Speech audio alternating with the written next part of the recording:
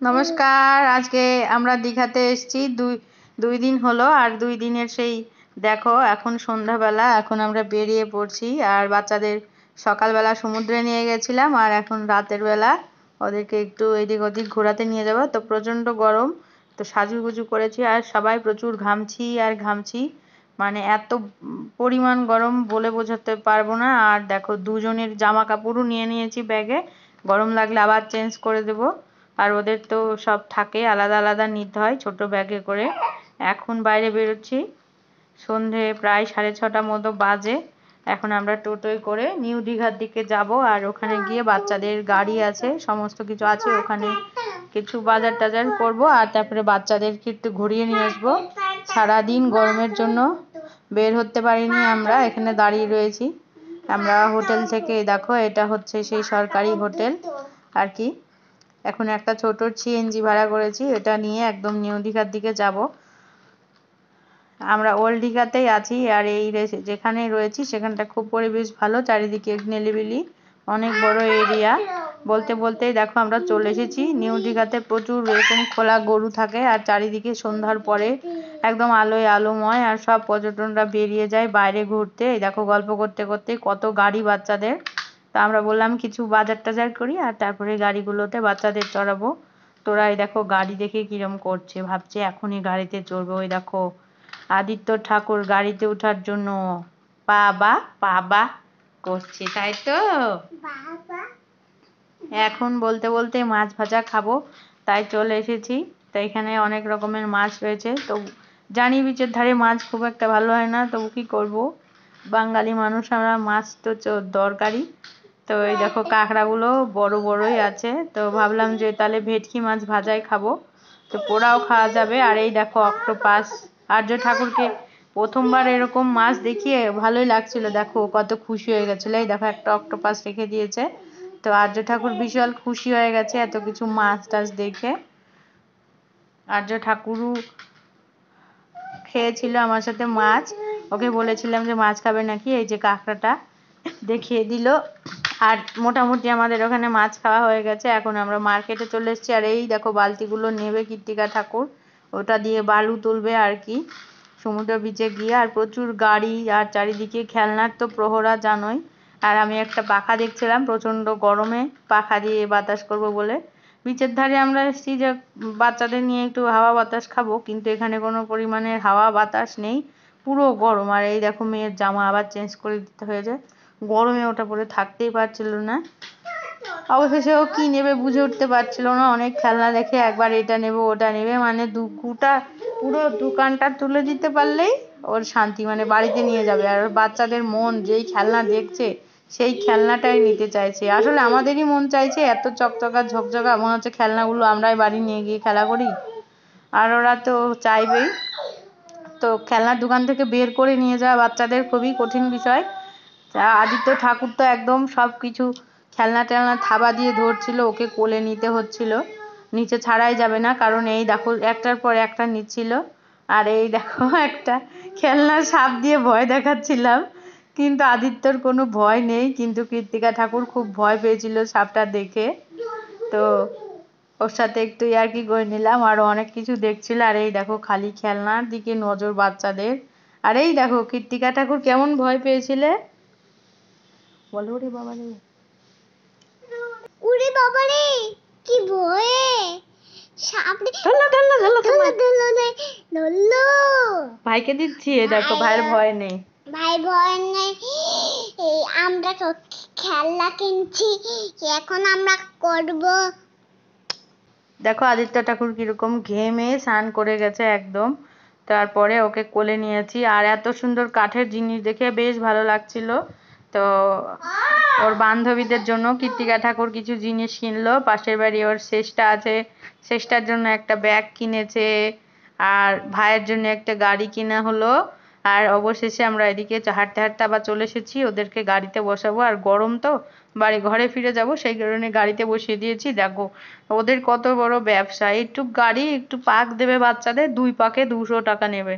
তা আমরা বললাম 100 টাকায় যা হয় তাই ঘুরিয়ে দাও, দিয়ে ওই দেখো আবার ওদেরকে 100 টাকায় তুলে দিয়েছি, তাও আবার একসাথে তুলে দিয়েছি, তাহলে ভালোই হবে, একসাথে ঘোরা হয়ে যাবে আর নামিয়ে নিয়ে আমরা ঘরে চলে যাব। গাড়িতে উঠে ভীষণ খুশি হয়েছে ছানা আর পুনা, একদম বিন্দাস ওদের এখন লাইফ। তো বিচের ধারে গাড়িতে চড়াতে পারলে বেশি শান্তি লাগতো, কিন্তু আমরা ওই উদয়পুরের ওইদিকে বিচের ধারে গিয়েছিলাম, তো সেখানে সকালবেলা কোনো রকম গাড়ি টাড়ি থাকে না, ঘোড়া ছিল না, তো সেই কারণে রাতের বেলায় এই গাড়িতে চড়িয়ে দেওয়া হলো। এই যে ছেলেগুলো দেখো সব রিমোট কন্ট্রোল দিয়ে গাড়িগুলো চালায়, ভীষণই ভালো লাগছিল গাড়িগুলো।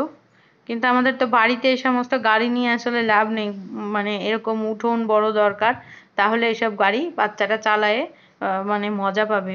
ছোটখাটো বাড়িতে এইসব গাড়ি চালানো ঝামেলা।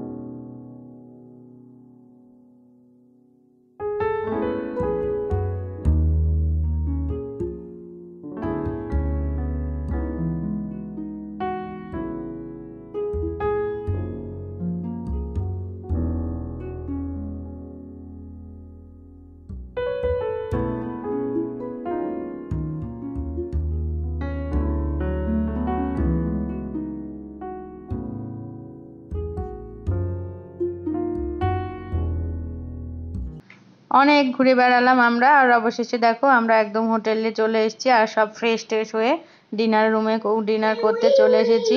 আর রাতে আমাদের অর্ডার দেওয়া ছিল, ওর বাবা খাবে চিকেন কষা, আর এদিকে ডাল, ভাজা, বেগুন ভাজা ছিল সাথে, আর মাছের ঝোল, মানে আর্য ঠাকুর মাছের তরকারিটা ওকে খাইয়ে দেবো। সকালে ডিম খেয়েছিল সেই জন্য আর দিইনি, যা গরম, তো ওকে মাছ দিয়ে একটু খাইয়ে দেবো।